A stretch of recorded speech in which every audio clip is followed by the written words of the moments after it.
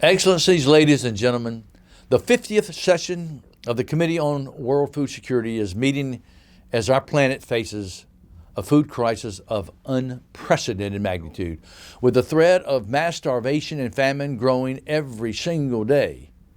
At the start of 2022, we were already facing a perfect storm caused by an upsurge in conflict, COVID's economic ripple effect, and climate shocks around the world. And then just when you think it can't get any worse, what happens?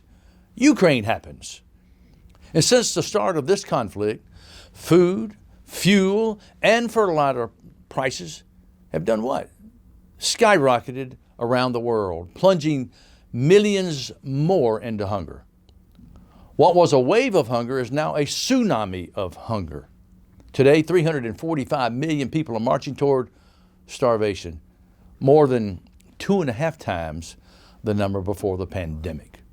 And within this group, and this is a very troubling number, 50 million people in 45 countries are now knocking on the door of famine and risk being tipped over the edge without immediate and substantial humanitarian support.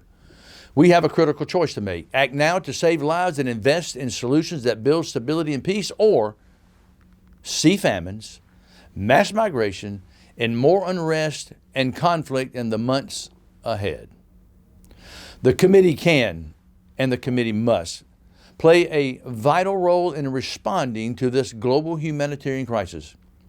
That's why supporting your critical work is a shared priority for all three Rome-based agencies. But we need to work together and work fast to stop the situation from spinning out of control. WFP, we're mobilizing all available resources to get help wherever it's needed the most. We have scaled up direct food and nutrition assistance to prevent famine, and this year we aim to reach 153 million hungry people, the highest number in our 60-year history.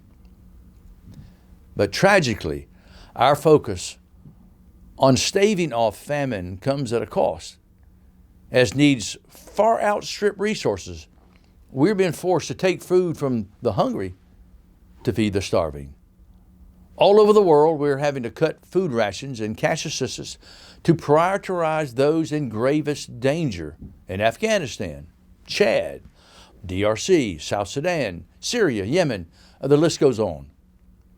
A coordinated effort across governments, financial institutions, the private sector, and civil society is the only way to avoid an even more deadly global hunger crisis in 2023. We are at a critical crossroads.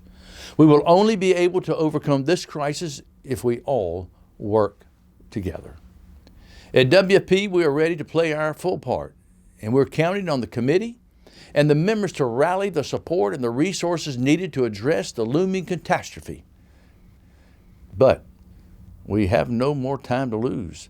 The hungry people of the world are counting on us, and we must not let them down.